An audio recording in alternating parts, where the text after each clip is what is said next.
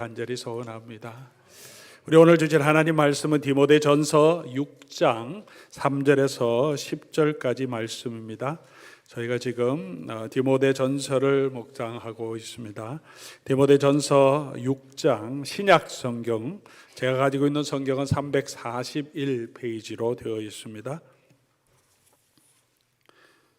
디모데전서 6장 3절에서 10절까지 말씀 제가 받들어 읽겠습니다.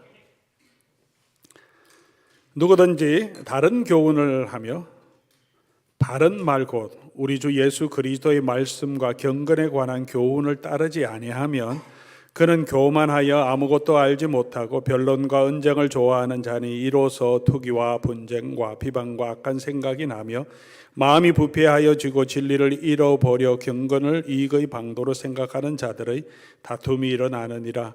그러나 자족하는 마음이 있으면 경건은 큰 이익이 되느니라.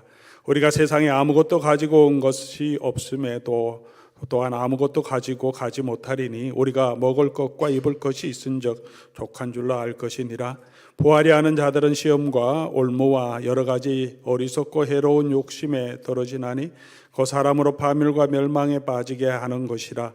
돈을 사랑함이 일만 악의 뿌리가 되나니 이것을 탐하는 자들은 미혹을 받아 믿음에서 떠나 많은 근심으로서 자기를 찔렀도다. 아멘. 조금 바나 그룹이 조사한 자료를 보니까 주일 출석률이 미국에 사는 모든 사람들을 대상으로 조사해 보았는데요. 1990년대 초반에는 43%였던 것이 2020년엔 30%로 감소됐다라는 통계가 나왔습니다.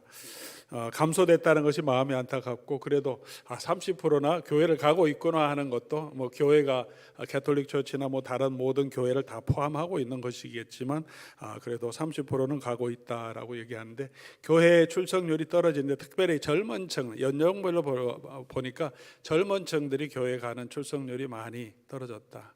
좀 우리가 뭐 미국 교회를 가보더라도 대도시에 있는 새로 생겨지는 어떤 복음주의적인 교회 또 성장하는 교회를 빼고는 미국 교회나 우리 이민교회도 그렇지만 미국 교회는 진짜 시골 같은 데 가면 어르신들만 이렇게 모여있는 교회가 많이 있죠. 한국 교회도 마찬가지고. 그리고 사회적인 영향력을 살펴본 퓨 리서치 센터의 조사를 보니까 대부분의 미국인들이 78%니까 그건 80%에 가까운 미국인들이 교회나 종교가 사회에 미치는 영향, 자기에게 미치는 영향이 점점 감소되고 있다. 그렇게 이렇게 질문에 답했다고 합니다. 그리고 감소될 뿐만 아니라 부정적으로 한 절반 정도는 부정적으로 내게 영향을 미친다. 그러니까 종교에 대해서 조금 좋지 않은 마음을 많이 가진다. 그렇죠? 기독교뿐만 아니라 일반 많은 종교도 그런 상황인 거죠. 조금 더 미국이 세속화되는 그런 모습들이 보이는 것입니다.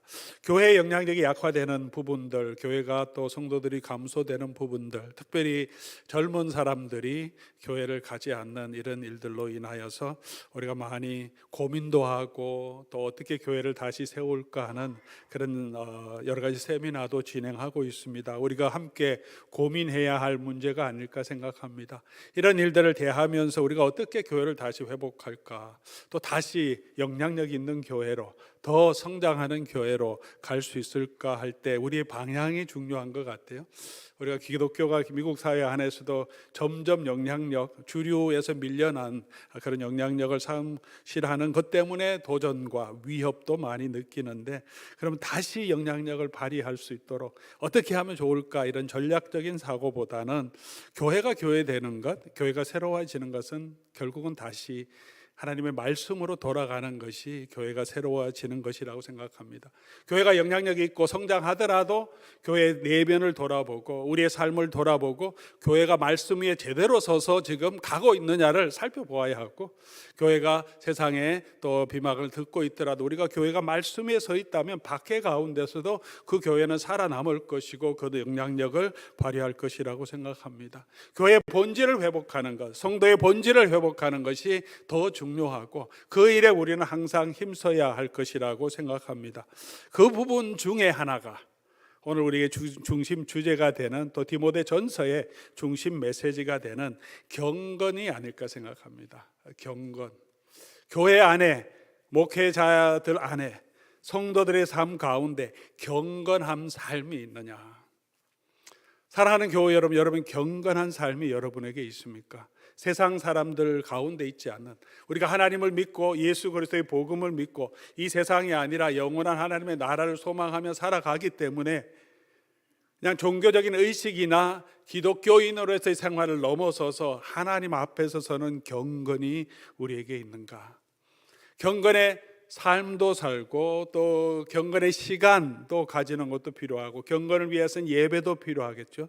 그리고 또 경건한 삶의 자세를 가져야 합니다. godliness라고 영어로 표현하는데, godliness, 하나님과 닮아간다, 그렇게 의역해서 볼 수도 있겠습니다. 경건이 무엇일까? 경건함이 저와 여러분에게 필요합니다. 하나님을 경외하고 하나님의 성품을 닮아가는 것. 사도 바울은 디모데전서에서 이 경건을 굉장히 강조합니다. 경건한 삶을 살도록, 또 그런 경건을 이루어 가도록, 그리고 그런 사람들을 교회의 지도자로 세워가도록 디모데에게 사도 바울이 권면하면서 디모데전서 4장 7절을 보면, 망령되고 허탄한 신화를 버리고 경건에 이르도록 내 자신을 연단하라 라고 권면합니다. 경건에 이르도록 훈련하라는 거죠. 그리고 어떤 운동을 잘하기 위해서 굉장히 많은 연습을 해야 되고, 우리가 체중 근육을 이렇게 더 근력을 강화하기 위해서도 트레이닝을 계속 해야 하듯이, 경건한 삶의 습관, 자세, 태도를 이루기 위해서 이렇게 연단하라라고 말합니다. 경건은 범사에 유익한다. 육체의 연습도 중요하고 그게 도움이 되지만, 경건은 범사에 유익한데, 이 세상 살아가는 동안에 모든 면에 유익한데 금생과 내생에 유익하다, 그렇게 말합니다. 사랑하는 교회 여러분을, 우리 한 해를 또 돌아보고 오늘 우리의 마음을 돌아보고 새해를 우리가 계획하면서 우리의 삶에 경건의 훈련을 이루어 갈 수 있도록, 좀 더 경건한 모습이 우리의 삶에 나타날 수 있도록 그렇게 우리의 삶을 조정하고 또 계획해 보면 좋겠습니다. 오늘 본문 말씀에도 이 경건에 대한 주제를 사도 바울은 계속 이어가는 것을 볼 수 있습니다. 3절에도 예수 그리스도의 말씀과 경건에 관한 교훈을 따르라고 하는데, 경건에 관한 교훈. 5절에도 경건은 이익의 방도로 생각하는 자들에 대해서 경고하고 있고, 6절에 가서는 자족하는 마음이 있으면 경건에 참 유익이 있다라고 말합니다. 디모데전서 전체를 통해서 경건의 다양한 훈련의 방법, 자세를 우리에게 보여주고 있지만, 오늘 우리가 볼 것은 오늘 이 본문을 통해서 6장 3절에서 10절까지 말씀을 통해서 우리가 조금 더 경건한 삶을 살아가기 위해서 어떤 자세와 태도를 가져야 하는지 우리가 한번 살펴보고, 이 경건한 삶을 세워가는 저와 여러분 될 수 있기를 바랍니다. 첫 번째로 경건한 삶을 살기 위해서 사도 바울은 다른 교훈, 잘못된 교훈이 아니라 바른 교훈, 진리 위에, 복음 위에 굳건하게 서야 한다고 말합니다. 경건에 대한 열심도 중요하고 종교적인 행위도 중요하겠지만, 더 중요한 것은 기초죠. 바른 말씀 위에서 우리가 열심도 있어야 되고, 바른 말씀 위에서 종교적인 행위도 있어야 되고, 구제도 있어야 되고, 기도도 있어야 할 것입니다. 다른 교훈을 따르지 말라고 많이 강조합니다. 그 당시에도 복음의 진리, 사도들이 가르쳤던 복음의 진리가 아니라 다른 진리, 다른 교훈을 가르치는 사람이 많이 있었습니다. 지금도 그렇습니다. 교회 안에서, 교회 주변에서 우리로 하여금 다른 교훈, 복음의 진리로부터 벗어나게 하는 많은 가르침이 있기 때문에 우리가 주의하고 경계하고 복음의 진리를 바로 알아야 되고, 또 저희가 바로 가르쳐야 합니다. 다른 교훈은 어떤 것인가 몇 가지를 좀 살펴보면, 이 디모데 전서를 통해서 에베소 교회에 그 당시에 있었던, 소아시아 지역에 있었던 교인들을 흔드는 다른 교훈들 몇 가지 살펴볼 수 있는데, 지적인 호기심과 신비스러운 영적인 비밀, 지식을 추구하는 것은 잘못된 교훈이라고 말합니다. 디모데전서 1장 3절에서 4절, 다른 교훈을 가르치며 라고 이야기할 때 4절에 가서는 신화와 끝없는 족보에 몰두하지 말라. 4장 7절에도 사도 바울이 동일한 이야기를 합니다. 좋은 교훈으로 양육받으라. 그리고 반대로 망령되고 허탄한 신화를 따르지 말라. 신화에 대해서 얘기하죠. 족보에 대해서 얘기합니다. 무슨 이야기냐면 그 당시에 성경의 배경에 대한 여러 가지 어떤 인물에 대한 배경 이야기, 신화적인 이야기들이 많이 횡행했고 그런 책들이 많이 읽혀지면서 사람들이 관심을 더 많이 가졌습니다. 에녹에 대한 이야기는 우리가 성경에 조금밖에 없는데 에녹이 어떻게 살았는지, 에녹의 삶에 대한 이야기, 영적인 전쟁에 대한 이야기라는 책이 있습니다. 벨과 드래곤이라고 하는, 외경에도 들어있는데 그런 이야기를 통해서 영적인 세계에 대한 호기심을 가르칩니다. 영적인 세계는 이래, 마귀의 세계는 이래, 뭐 이런 다양한 세계가 있어. 그러면 그런가 보다. 복음의 확실한 진리, 십자가의 복음보다도 다른 이런 우리의 영적인 호기심을 자극하는, 지식을 자극하는 그런 가르침들이 많이 있습니다. 지금도 우리 교회 가운데 또 교회 밖에서 그렇게 우리를 그렇게 잘못된 교훈으로 이끌어가는 많은 메시지들이 있습니다. 주의해야 합니다. 이거 대단한 것 같고 전혀 들어보지 못한 것들을 막 정말 가르치고 성경의 뒷배경, 영적인 의미를 해석한다, 영적인 도해, 영적인 해석을 주고 있다. 그렇게 할 때 여러분 조심해야 합니다. 복음의 메시지는 그렇게 복잡하지 않습니다. 우리 성경 가운데 나타나는 복음의 핵심을 우리가 바로 알고 그 교훈을 따라야 합니다. 두 번째로 또 한 가지, 내용보다도 우리 삶의 자세의 부분에 있었는데 외식하지 말라 그렇게 말하면서 외식에 대해서 경고합니다. 남에게 보여주려고 하는 그런 경고는 잘못된 것이라고 말합니다. 디모데전서 4장 2절 3절에 자기 양심의 화인을 맞아 외식함으로, 예수님도 외식하는 것에 대해서, 외식하는 바리새인들과 서기관들에 대해서 엄청나게 경고하셨죠.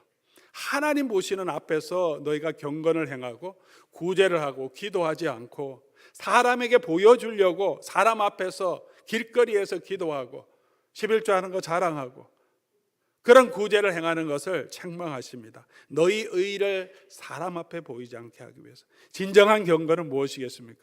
우리 하나님을 바라보고 하나님 앞에서 살아가는 삶이 진정한 경건이겠죠.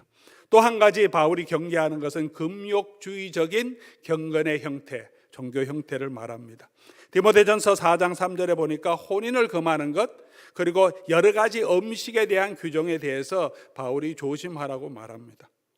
빌립보서 3장 2절 3절에 거짓 가르침에 대해서 사도 바울이 말하면서 이 사람들은 개라고 말하면서 행악하는 사람이라고 말하면서 자기 몸을 상하게 하여서 그 몸을, 육체를 자랑하게 한다라고 말합니다. 금욕적인 그런 삶의 모습들은 대단한 경건이라고 우리가 보여질 수도 있지만 그런 금욕하는 것, 절제하는 것, 그것이 우리의 삶의 목적은 아니고 우리의 삶의 목적은 하나님과 더 가까워지는 것이라고 말합니다. 야고보서에서 야고보는 진정한 경건에 대해서 이렇게 말합니다. 하나님 아버지 앞에서 정결하고 더러움이 없는 경건은 고아와 과부를 그 환난 중에서 돌보고 또 자기를 지켜 세속에 물들지 아니하는 것이라. 진정한 경건은 어떤 것이냐? 내가 종교적인 열정을 가지고 기도를 더 많이 하고 금식 기도하고 이런 것을 넘어서서 고아와 과부를 그 환난 중에서 돌아보는 것, 그게 하나님, 성경이 보여주는 하나님의 마음이죠. 연약한 자를 돌보고 사랑하고 섬기는 그런 마음을 갖도록 노력하는 것이 우리 진정한 경건이라고 말합니다. 이런 잘못된 교훈들은 굉장히 위험하다라고 사도 바울이 경고합니다. 4절 5절, 그는 교만하여 아무것도 알지 못하고 변론과 언쟁을 좋아하는 자니 이로써 투기, 분쟁, 비방, 악한 생각이 나게 하고 마음이 부패하여서 진리로부터 떠나버린다. 경건을 이익의 도구로 사용한다. 그렇게 말합니다. 사랑하는 교우 여러분, 저와 여러분은 바른 교훈을 붙들어야 되는데 바른 교훈은 무엇입니까? 우리 오늘 3절 말씀 같이 보겠습니다. 3절 같이 한번 읽어보겠습니다. 누구든지 다른 교훈을 하며 바른 말 곧 우리 주 예수 그리스도의 말씀과 경건에 관한 교훈을 따르지 아니하면, 바른 말이 뭐냐, 바른 교훈이 뭐냐 하면 우리 주 예수 그리스도의 말씀과 경건에 관한 교훈, 예수님이 가르치신 그 삶, 예수 그리스도의 복음을 여러분과 저는 이미 알고 있습니다. 우리는 예수 그리스도의 모습을 닮아가도록, 그 복음에 합당하게 살아가도록 분명하고 아주 명백하게 성경은 말하고 있습니다. 우리가 그 진리를 따라가는 것이 바른 교훈을 따라가는 것이라 그렇게 말합니다. 그리고 그것을 따라갈 때 이 바른 교훈으로 가르치고 따르면서 우리가 해야 될 그 삶의 목적이 뭐냐, 그것은 디모데전서 1장 5절에 말하고 있습니다. 디모데전서 1장 5절을 보면 이 교훈의 목적은 청결한 마음과 선한 양심과 거짓이 없는 믿음에서 나오는 사랑이거늘.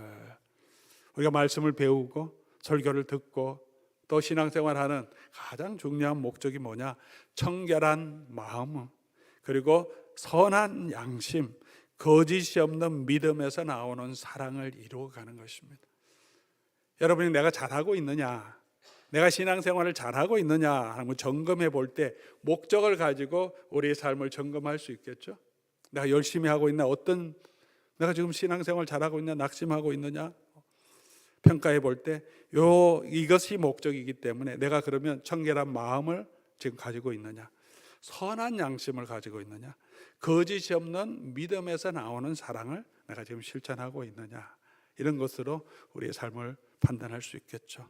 이런 경건에 이르도록 자신을 연단하라라고 사도 바울이 얘기하는 것처럼 우리가 다른 교훈에 빠지지 않고 예수 그리스도의 복음의 말씀 붙들고 경건에 이르도록 힘써가는 저와 여러분 될 수 있기를 바랍니다. 두 번째로 우리가 힘써야 할 것은 자족하는 마음이라고 말합니다. 우리 6절 말씀 우리 같이 한번 읽어볼까요?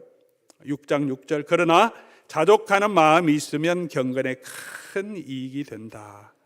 자족하기 위해서는 7절 말씀 보니까 우리가 가진 한계를 인정해야 합니다. 이 세상에 아무것도 가지고 오지 않았고 또 가지고 갈 수 있는 것도 없다. 너무나 잘 아는 말씀이죠. 우리 가지고 갈 수 있는 건 아무것도 없습니다. 지금 모든 것을 가지고 있고 필요한 건 너무 많게 생각되지만 우리가 떠나는 시간은 순서도 없고 우리가 떠날 때 우리가 가져갈 수 있는 것은 아무것도 없습니다. 그러면 이제 뭐가 정말 중요한가를 우리가 정말 알게 되겠죠. 내가 가지고 갈 수 있는 것은 아무것도 없다고 생각할 때 우리가 가장 중요한 것이 무엇인지 알게 됩니다.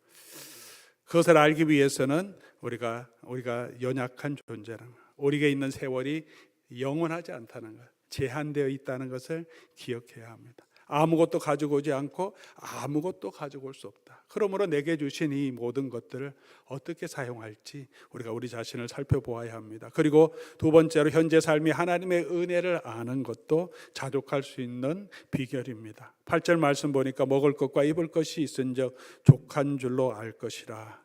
먹을 것과 입을 것이 있은즉, 기본적인 것들을 하나님께서 채워주시면 먹을 것과 입을 것만 주셔도 족한 것을 알라. 오늘 여기 계신 모든 분들은 먹을 것과 입을 것이 다 있으십니까? 네, 먹을 것과 입을 것은 저희 걱정은 지금 제가 움직이는 것보다 더 많은 것을 먹어서 체중이 점점 더 늘어나고 있는 게 문제입니다. 먹는 것을 좀 줄여야 하는데 우리 입는 것도 많고 아마 교회 오실 때도 무슨 옷을 입을까 아마 고민을 굉장히 하면서 우리가 옷을 입어야 합니다. 현재 우리가 기본적인 것들 채워준 것이 하나님의 은혜임을 알고 그것에 만족하는 삶이 또 자족하는 삶이라고 말합니다. 그렇게 하기 위해서는 우리가 하나님의 능력, 내게 주시는 자의 능력을 의지해야 한다, 그렇게 말합니다. 빌립보서 4장 13절에 내게 능력 주시는 자 안에서 내가 모든 것을 할 수 있습니다. 우리가 자족하면 좋겠다 생각하지만 잘 안 되죠. 자족하지 못합니다. 우리 욕심도 있고 또 우리가 더 가지고 싶은 마음도 있어서 우리가 할 수 없기 때문에 내게 능력 주시는 자를 의지해야 합니다. 사도 바울이 그래서 계속 이 말을 하는 거죠. 내게 능력 주시는 자 아래서. 고린도후서 12장 9절에도 자기의 삶에 하나님께서 주시는 그 능력으로 자기가 연약할 때, 약할 때 오히려 온전해진다는 고백을 합니다. 자기의 능력이 드러나는 삶이 아니라 내가 연약함에도 불구하고, 내가 가진 것이 없음에도 불구하고, 육체에 부족한 것이 나타남에도 불구하고, 다른 사람의 시험에 들 만한 그런 고통과 그런 부끄러움이 있음에도 불구하고 그 연약함을 인정하고 하나님의 손에 붙들어 주실 때 하나님께서 내 속에 그런 나를 붙들어 사용하시는 하나님의 능력을 보게 되었음을 고백합니다. 사랑하는 교우 여러분, 그렇게 우리 연약함을 인정하고 우리 하나님의 능력, 우리 주 예수 그리스도의 능력을 의지하며 자족의 비결을 배워가는 저와 여러분 될 수 있기를 바랍니다. 비결은 오랫동안 우리가 그 일을 해보아야 비결을 알 수 있습니다. 한번 해봤는데 운동의 비결, 살 빼는 것의 비결, 또 농구를 어떻게 하면 잘하는지 비결을 알 수 있지는 않습니다. 요즘 아주 인기 있던 넷플릭스의 드라마 블랙 화이트 컬리너리인가요? 흑백 요리사, 저는 아직 못 봤는데 너무 재밌다고 하니까 한번 이 사람도 어떻게 하는가 한번 보고 싶은 마음도 있는데, 그런 요리의 달인, 또 어떻게 하면 요리를 잘할까 할 때 그냥 비결을 아는 사람은 없죠. 다 자기 나름대로 노력해보고 이것도 해보고 저것도 해보고 다 해본 가운데 이렇게 하는 게 제일 좋더라. 그게 이제 비결이 나오는 거죠. 모든 비결은 그렇습니다.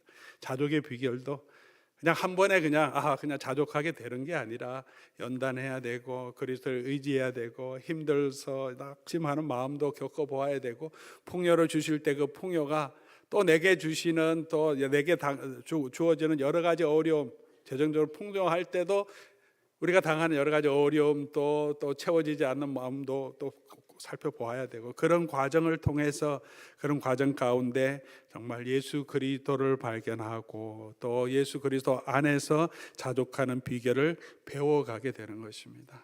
우리가 우리 마음을 우리가 흐트러지지 않고 경건의 목적을 바로 붙들고 늘 예수 그리스도의 복음을 붙들고 정말 내게 주신 그 은혜의 자족을 비결을 배워갈 수 있도록 우리 자신을 연단해 가기를 바랍니다. 이것과 연결돼서 세 번째로는 너무나 쉬운 말씀이긴 합니다만, 우리가 재물을 의지하지 말고 더 가지려고 하지 말고 뭐가 더 가치 있는 것인지를 알아야 합니다. 부하려고 하는 자들, 돈을 사랑하는 것 우리 마음에 여전히 남아 있습니다. 그러나 우리가 기억해야 할 것은 재물이 우리에게 진정한 만족을 주지 못한다는 것입니다. 은을 사랑하는 자는 은으로 만족하지 못하고 라고 말합니다. 돈이 아무리 많이 있어도 우리에게 만족을 주지 못한다는 것은 너무나 잘 알고 있음에도 불구하고 우리는 조금 더 있으면 좋겠다는 마음을 버리지 못합니다. 아담 하와는 하나님이 모든 좋은 것을 다 주셨음에도 불구하고 하나님께 대한 불만이 있었습니다. 우리의 마음에도 그런 불만이 생깁니다. 이런 것들을 채우고 바꾸기 위해서는 우리가 돈보다 더 가치 있는 것이 무엇인지를 알아야 합니다. 왜 우리가 돈을 좋아하냐 하면 일단 돈이 더 좋다고 생각하기 때문에 그렇죠. 돈이 싫다고 생각하면, 전혀 돈에 대한 관심이 없으면 돈을 가치 있게 생각하지 않습니다. 돈이 나에게 행복을 주지 못한다고 알지만 그래도 그게 더 가치 있다고 생각합니다. 무엇이 더 가치 있는가? 돈은 행복을 주지 못할 뿐만 아니라 또 우리에게 여러 가지 악의 모든 죄의 근원이 되고 우리를 파멸로 이끌어 간다고 분명하게 경고합니다. 오늘 9절 10절 말씀이죠. 해로운 욕심, 올무, 여러 가지 어리석고 해로운 욕심에 떨어지고 그 파멸과 멸망으로 이끌어가고 믿음을 떠나고 또 많은 근심에 빠지게 합니다. 제가 돈을 많이 가져본 적은 없지만 돈이 많이 있으면 고민도 많이 생깁니다. 없을 때는 고민이 별로 없어요. 고민할 게 없는데 또 엑스트라 돈이 생기면 어떻게 쓸까라는 고민도 생기고 이것도 하고 싶고 저것도 하고 싶고 그런 욕심들이 우리 마음속에 있습니다.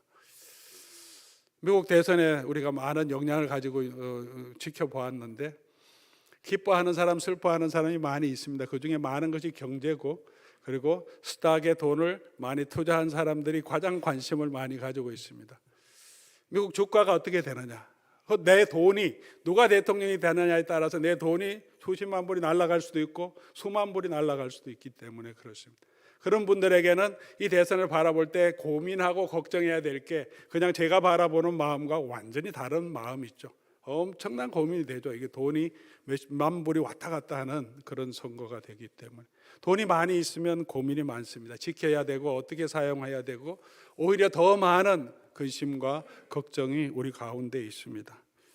돈이 유익하지만 돈을 사랑하는 것, 그리고 돈이 우리에게 행복을 주지 못한다는 것을 알고 그 돈의 마음에 매이면 우리는 결국은 멸망으로 갈 수밖에 없다는 사실을 다시 한번 잘 알지만 기억하고, 그래서 경건에 이르기 위해서 우리는 가장 소중한 것이 무엇인지 다시 한번 기억해야 합니다.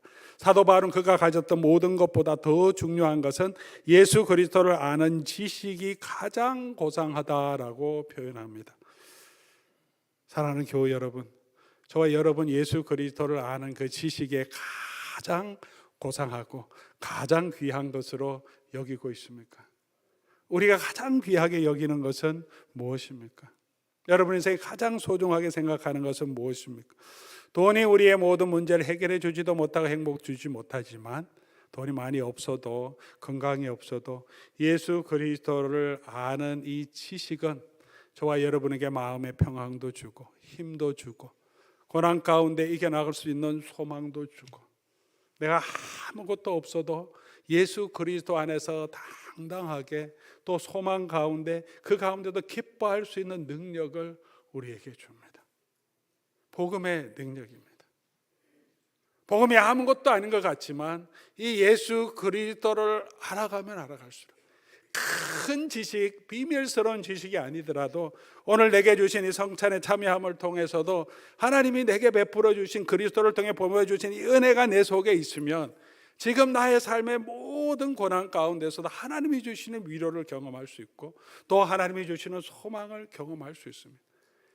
돈이 많이 있다고 그런 은혜를 누릴 수 없습니다. 그런 평화를 얻을 수 없습니다.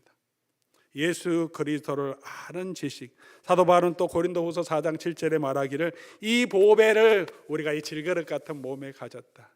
우리 몸은, 우리 생김새는, 우리의 능력은 많은 것 자랑할 건 없지만 우리는 이 보배를 가졌다. 바울의 능력이었고 바울의 소원이었고 바울이 가장 귀하게 여기는 것은 바로 이 예수 그리스도 복음의 능력을 아는 것입니다. 사랑하는 교우 여러분, 오늘 우리가 가장 가치 있게 여기는 것이 바로 이 복음이 될 수 있기를 바랍니다. 우리가 이 예배 후에 설교 후에 함께 하려고 하는 찬양이 있는데요, 잘 아는 찬양이기도 하지만 충만이란 찬양입니다. 그리고 여러분도 잘 아시겠죠. 무명이어도 공허하지 않는 것은 예수 안에 나 만족함이라. 가난하여도 부족하지 않은 것은 예수 안에 오직 나는 부요함이라. 찬송이고 또 이 찬양을 할 때 그대로 우리가 정말 우리의 삶의 고백은 아직 되지 못할지라도 우리가 예수로 충만할 때 정말 무명이어도 공허하지 않고 예수로 충만할 때 고난 중에도 견뎌낼 수 있고 내 몸이 약해도 낙심하지 않는 것은 우리 예수 그리스도 안에서 우리에게 주시는 그 능력 때문인 줄 믿습니다. 오늘도 그 은혜가 저와 여러분에게 풍성하게 임하기를 원하며 우리의 신앙 생활을 통해서 예배를 통해서 성경 묵상을 통해서 우리가 경건에 이르도록 함께 노력하고 예수 그리스도를 아는 지식에 점점 자라가서 하나님이 주시는 그 은혜를 누리는 저와 여러분 될 수 있기를 주의 이름으로 간절히 소원합니다.